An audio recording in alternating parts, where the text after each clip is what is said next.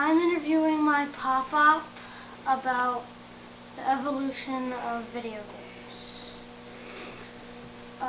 What video games did you play when you were little? Well, when I was little, we didn't have video games.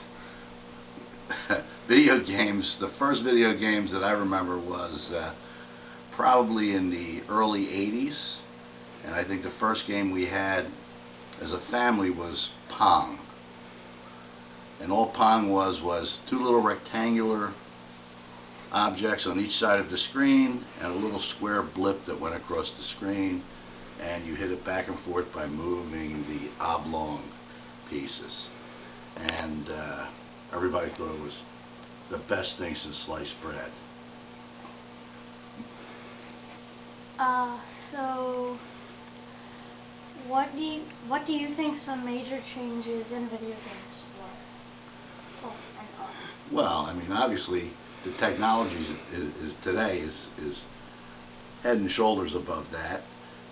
The televisions are way better, the definition is way higher, the resolution's incredible, the graphics are incredible. Back then, the games were very low resolution, kind of slow, and it took a while for them really to develop into role-playing games and things like that.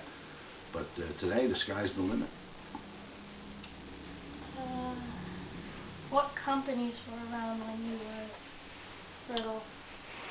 Well, all I remember was, first of all, no companies were around when I was little, right? So, but when they started, mainly it was Atari, a company called Commodore. It came out with something called the Commodore 64. There was Mattel and Television. I think they were the three big ones at the time. And when video games first came out in the 80s, I believe. So they were the three biggest players. What were some games that you played? Well, I was never really that big of a game player, but as time went on, I started playing sort of like World War II fighter games with airplanes and shooting down the enemy, some space games, Space Invaders, Centipede, those kind of games. But I was never really that big of a game player. Okay, thank you.